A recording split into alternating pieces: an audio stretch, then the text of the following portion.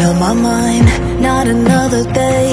You're on borrowed time, let me get away. Yeah, I'm running, yeah, I'm running. So love me or leave me, I'm standing alone. Can't shake a feeling that lives in my bones. Lie to me, tell me you wish that you could, but nothing you gave me is worth what you took. 'Cause baby, when I'm gone for good.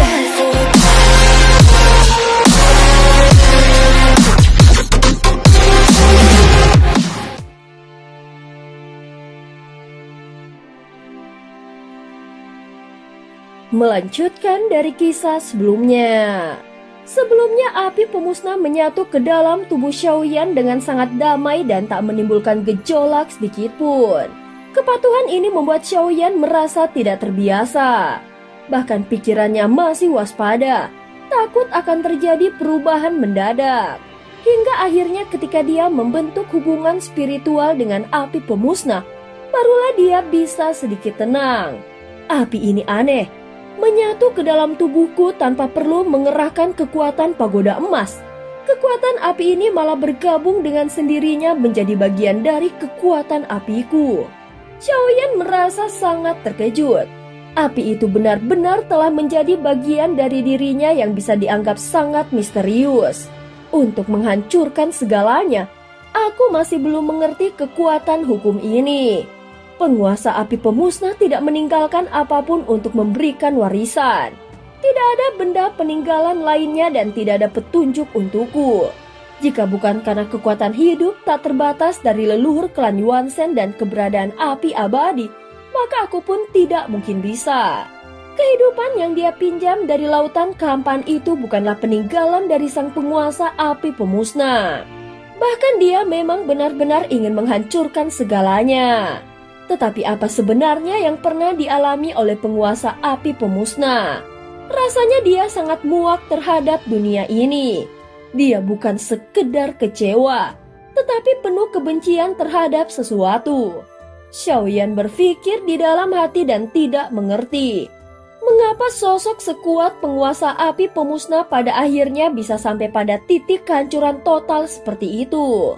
Jawaban dari semuanya mungkin hanya bisa diungkapkan oleh api pemusnah itu sendiri. Namun dia segera menyadari bahwa api pemusnah ini sama sekali tidak menyimpan ingatan apapun tentang pemilik sebelumnya. Bisa dianggap itu seperti bayi yang baru lahir di tengah lautan Yin. Saat ini di dalam jalur jantung api, Xiaoyan sudah bangkit berdiri. Melihat ini, Hua Yaofei hanya mengerutkan keningnya. Dia tahu api ini bukan untuk ditelan melainkan untuk dimiliki. Tetapi bagaimana bisa Xiaoyan tampak sudah berhasil menjinakkannya secepat ini? Xiaoyan membuka telapak tangannya dan api tak berbentuk itu mengikuti pikirannya, lalu berubah wujud sesuai kehendaknya. Namun seperti halnya api di tubuhnya, dia terasa sangat jinak, bahkan seperti api biasa yang tidak memiliki kekuatan apapun. Apa ini benar-benar api pemusnah? Xiaoyan mencobanya namun merasakan api itu tak memiliki kekuatan luar biasa seperti sebelumnya. Ada yang tidak beres. Apa mungkin caraku membukanya yang salah? Gumam Xiaoyan. Garis-garis hitam muncul di dahinya. Kalau bukan karena aura kuat yang tetap terpancar dari api itu, dia pasti sudah mengira bahwa api ini telah ditukar dengan yang palsu. Penguasa api pemusnah tidak meninggalkan petunjuk apapun. Jadi satu-satunya cara adalah mengandalkan penjelajahan diri sendiri.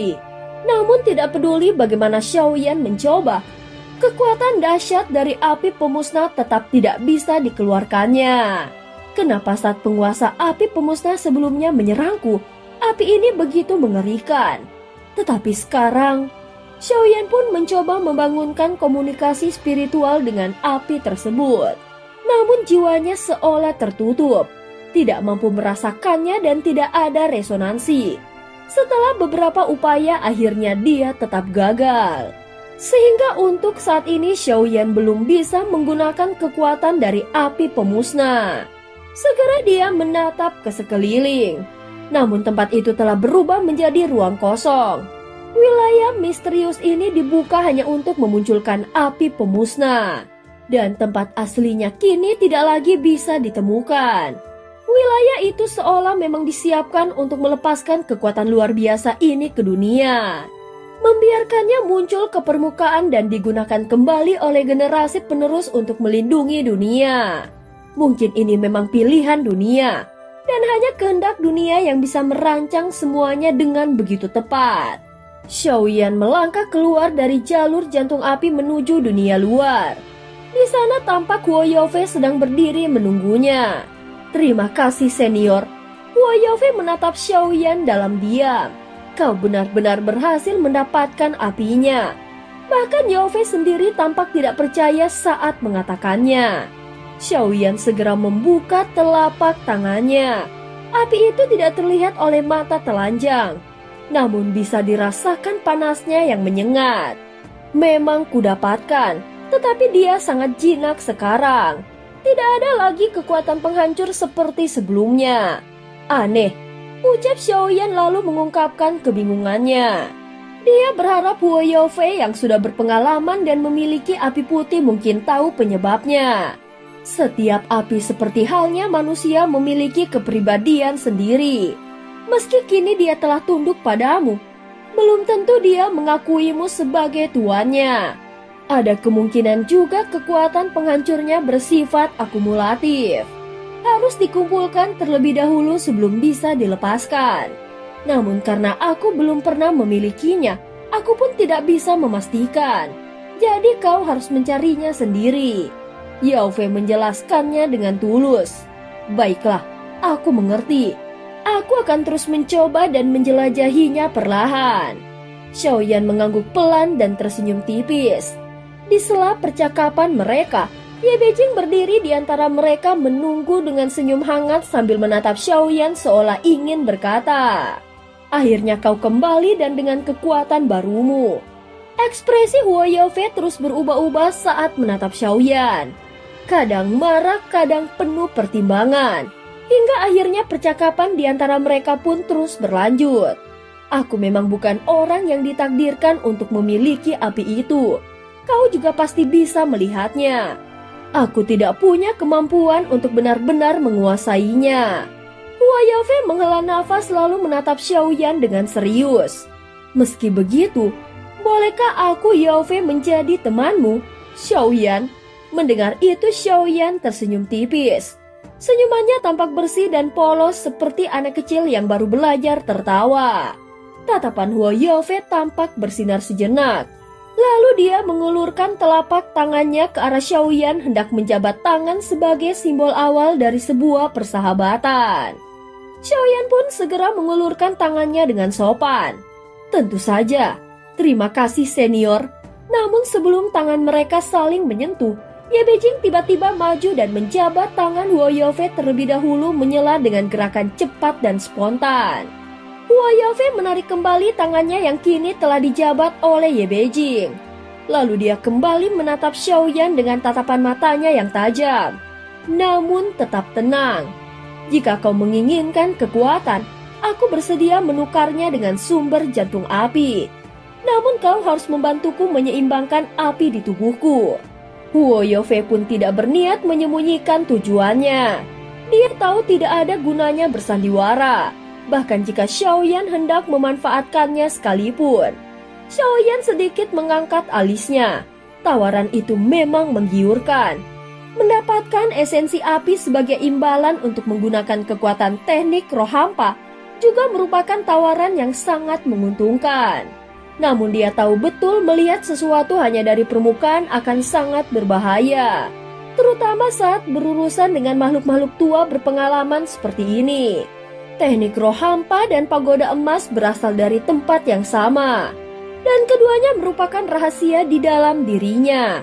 Baginya kekuatan itu tidak boleh sembarangan dibagikan. Meski Huo Yaofei tampak seperti orang yang tidak berbahaya, namun benarkah dia sepolos yang terlihat? Xiaoyan tidak berani menyimpulkan. Jadi dia tidak menolak, tetapi juga tidak langsung menyetujuinya. Biarkan aku memikirkannya dahulu. Lagi pula, Kekuatan itu juga tidak bisa kukeluarkan sembarangan. Jika kukeluarkan, maka aku akan butuh waktu ratusan tahun untuk pulih kembali. Jawab Xiaoyan dengan senyum pahit. Kalau begitu, bagaimana kalau aku datang mencarimu lagi 100 tahun ke depan?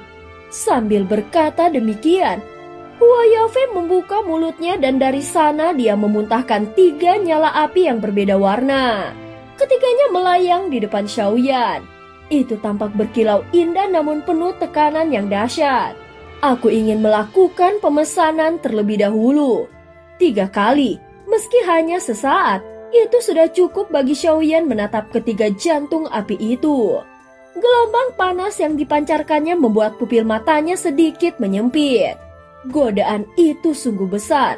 Jika ini adalah benar-benar jantung api, mungkinkah teknik roh hampa bisa berevolusi ke tingkat berikutnya? Namun dia kembali ragu. Semakin besar godaannya, biasanya semakin tinggi pula bahaya yang tersembunyi di baliknya. Xiaoyan memandangi Huo Yaofei dengan tatapan penuh kewaspadaan dan sepertinya Huo Yaofei menyadarinya. Tenang saja, aku tidak punya niat tersembunyi apapun. Ini murni pertukaran. Aku hanya ingin memesan lebih awal. Hanya 3 kali saja, ucap Huo Yaofei sambil tersenyum. Dan cerita pun berakhir. Terima kasih udah dengerin Mihu dari awal sampai akhir ya. Sampai jumpa.